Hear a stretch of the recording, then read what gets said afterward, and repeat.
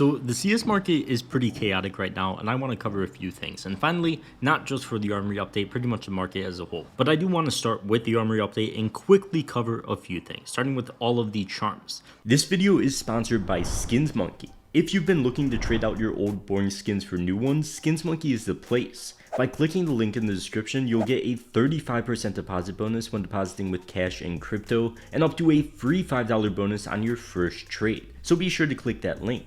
Skins Monkey also has the freebies tab where they run 24/7 giveaways that are completely free to join with crazy skins. And if you're looking to actually get your hands on some good skins, Skins Monkey is the quickest way to do it. So be sure to get that free $5 and 35% deposit bonus now, trading your CSGO skins with that link at the top of the description. These were close to a 300% ROI earlier in the week, maybe like 3 days ago, and they are still super overpriced. As much as I hate to say it, and I wish they weren't, there are some very cool charms out there, but as a whole, charms are super overpriced right now. If we go on the Steam market, we could see, sure, there's some listed at like 42 cents, but even the purples are still like a couple bucks. For these charms, technically, to get one, it costs $1.20, as stars are technically 40 cents each. If you crunch the numbers, figure out how much the battle pass is worth, it's worth $16, and then there's 40 stars, yada yada. You get the point. Stars are 40 cents each, and yeah, we're finally starting to see, I don't want to say a bit of a downtrend, but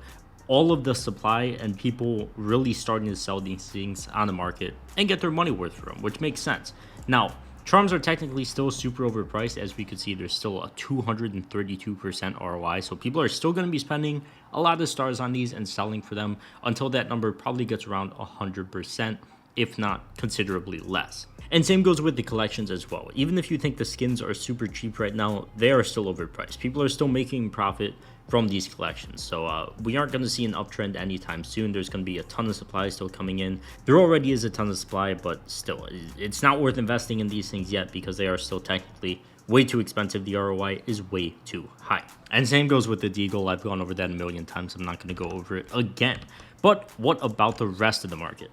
Well, let's take a look at some charts. For starters, I want to compare the player count from Operation Riptide, which started on September 21st of 2021, where we had around 512,000 players, same with October, to now, where we have about 830,000 players with a peak of around 1.5 million players. And that peak all the way back in 2021 was only 942,000. So a peak of 500,000 more players playing at once and an average of 300,000 higher. Now, this is important because it is a big reason why the market is so expensive right now. Let me show you guys some trends. Just a normal average play skin like the Karambit Boreal Forest, it had, this chart doesn't go all the way back, it had a massive spike up in price with the initial CS2 release. Player count died down, everybody realized things were kind of, you know, I don't want to say overpriced, but super expensive for the time, and people realized this, started selling. These skins dipped all the way back down to $350, but that demand was still there as we had a massive player count, and that ran all the way back up to $520 currently in just a normal play skin. And it's like this with a lot of play skins. Now, there is some exceptions. With stuff like fades, gamma dopplers, emeralds, all of the rare patterns with the dopplers and just normal dopplers, stuff like that, pretty much anything that looked super good at the beginning of CS2, stuff that got a huge upgrade, like fades, gamma dopplers, all of those were sort of the main culprits. They had a massive run up. A lot of that stuff doubled very early on. Karambit fades up to what, like 3,400, 3,300 or so.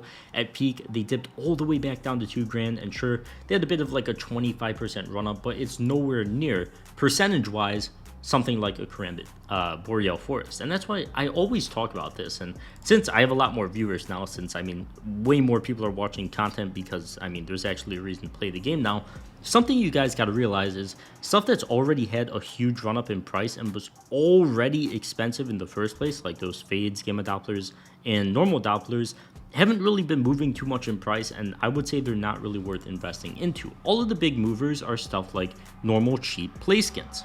And some of the stuff that's even outperforming those is stuff like Crimson Kimono gloves, other gloves in the glove case and the Operation Hydra case. Obviously super limited. A lot of this, those gloves have doubled in price, if not more, over the past, what, year or so? Yeah, give or take about a year. Another thing I want to show you guys is just the trends over the past few weeks, which skins are performing better than others and why they are. And we'll also go back to what I was saying. Marble fades were a skin I forgot to include. Dopplers, marble fades. Once again, just skins that looked a lot better in CS2 at the beginning. People realized were massively overpriced. They got front ran so hard. People bought them up so quickly. But stuff like Prince Streams, they're doing pretty well. Tiger Tooth, that's doing all right as well. But Op Asimovs, AK Redline, these things are just blowing up in price. Well, your stuff like Blue Phosphorus and Deagle Blazes, all of this stuff already blew up in price so much that we're not even really seeing any gains with it anymore because, once again, it's just too expensive. But an AK Vulcan, a nice normal play skin that the majority of the community can't afford, is actually going up in price.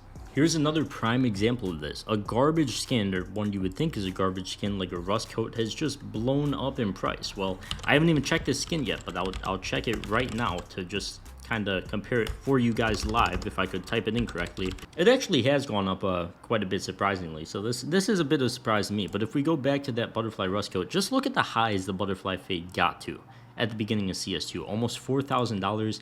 Well, if we go to the rust coat, oh, it's glitching out on me. There, if we go to the rust coat, we're literally at all-time highs, pretty much, like $12 off. But these things run up in price so much more than stuff like fades, marble fades, stuff like that. So it is something to consider. Just realize you don't need to spend a ridiculous amount of money on this game to make a profit or have something that's going to increase in price long term, because a lot of those times the super expensive stuff just does not perform as well. $10,000 knife down 5% in the past, I believe, 30 days. Is it?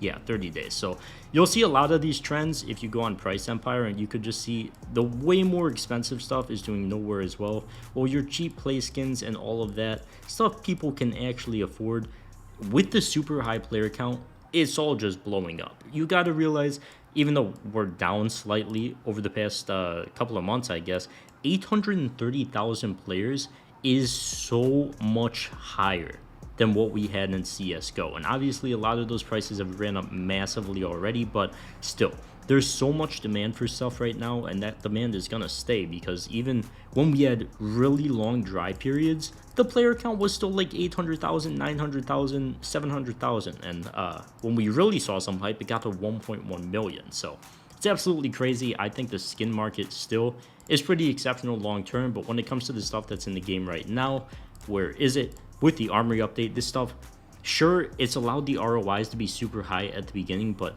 people are going to start listing for lower. So just realize that a lot of the old stuff still is definitely profitable if you just buy and hold normal play skins for long term.